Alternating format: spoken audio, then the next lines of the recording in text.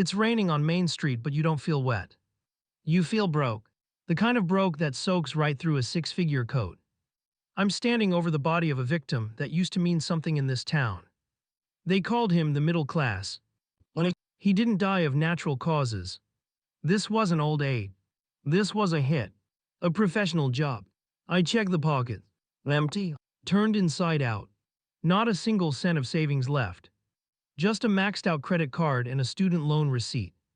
A witness walks by, a kid, maybe 25. He's wearing a suit holding a diploma, but he looks like he hasn't slept in a decade. He grabs my arm, desperate. He whispers, "Detective, I make $100,000 a year. I did everything right. Why can't I afford to live?" I look at his shoes. Worn out. I look at his eyes. Terrified. He's telling the truth. Back in 1980, $100,000 was a king's ransom. It was a yacht. A mansion on the hill. A ticket to the easy life. Today, it's a survival way. It's a leased sedan and a roommate in a shoebox apartment 3 hours from downtown. The police tape is up, but nobody's stopping to look. The crowd just walks past, heads down, staring at their phones. The media isn't reporting this murder. They're too busy writing headlines about avocado toast to notice the blood on the pavement. But I see it. I see the math. And the math smells like a cover-up. I pull out my notebook. Exhibit A, the grocery bill. A bag of apples costs what a steak used to. Exhibit B, the rent check. It devours 50% of the paycheck before the ink is even dry. This isn't just inflation. Inflation is a slow leak. This is a slashed tire. This is a silent robbery in broad daylight. Someone broke into the vault of the American dream and replaced the gold bars with paper IOUs. The victim, the middle class, didn't just trip and fall. He was pushed, and the people who pushed him. They're watching from the penthouses, sipping champagne, laughing at the chaos down here in the gutter. But they made one mistake. They thought nobody would check the timestamps. They thought nobody would run the numbers against 1971. I'm checking them now. And what I found, it's going to turn this whole city upside down. I drag the usual suspects into the interrogation room. The lighting is dim, the air is stale. I slam the file on the table. First up is a smooth talker. He wears a tailored suit and goes by the name Inflation. He smiles at me. A cold, calculated smile.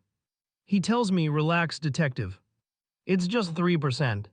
It's healthy for the economy." Liar. I punch the numbers into my calculator. That 3% compounds. It's a cancer cell. Every year you save money, this guy sneaks into your bank account at night and shaves a little bit off the edges. You don't see the balance go down. The number stays the same. But the power inside that number dies. In 1980, a dollar could buy a burger. Today it buys a pickle. That's not an accident. That's theft. I look at the official reports. The CPI, the Consumer Price Index. It's supposed to track the cost of living. But it's rigged. They took out the expensive stuff. They swapped steak for ground beef in the calculations so the numbers look pretty. They tell you inflation is low while housing, tuition, and healthcare, the things you actually need to survive, have tripled.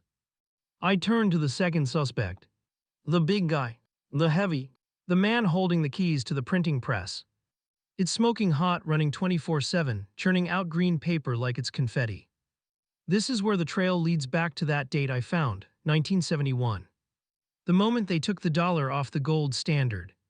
Before 71, money was an anchor. It was tied to something real. You couldn't just print more of it without finding more gold. After 71, money became a hallucination. Vague, pixels on a screen backed by absolutely nothing. When they print trillions from thin air, they dilute your hard work. It's like pouring water into fine wine. Your $100,000 salary is the same amount of wine, but now it's in a swimming pool of water. It tastes like nothing. And here's the kicker. The new money doesn't go to you. It goes to the banks and corporations first. By the time that printed money trickles down to your paycheck, prices have already gone up. You are running a race where the finish line is moving away from you. The system isn't broken, kid. It was designed this way. It's working exactly as intended. I let them go. The Fed, the policymakers, the bankers. They walk out the precinct door untouchable. There's no judge in this city who will convict them. The laws were written by the suspects for the suspects. So where does that leave you, the witness? The victim, standing in the rain with a wallet full of depreciating paper. Here is the police report. The verdict: guilty on all counts. But they aren't going to prison. The system is rigged to drain you. If you play by the old rules, go to school, save cash, buy a house, you will lose. You can't save your way out of a currency that is being printed into oblivion. That's like trying to bail out the Titanic with a teaspoon. You have to change tactics. You have to stop being a victim and start being a survivalist in an economic war zone. Lesson 1: cash is trash. It's a melting ice cube. Don't hold it. Trade it for things that are real.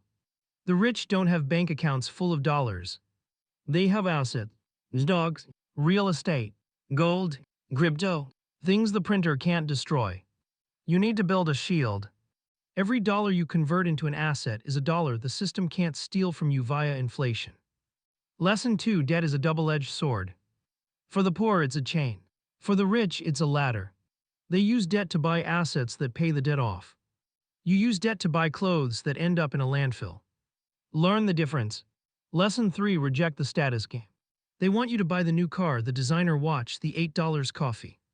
That's the trap. That's how they keep you on the hamster wheel, running fast but going nowhere. Live smaller than you earn. Not because you're poor, but because you're buying your freedom. Stop listening to the media.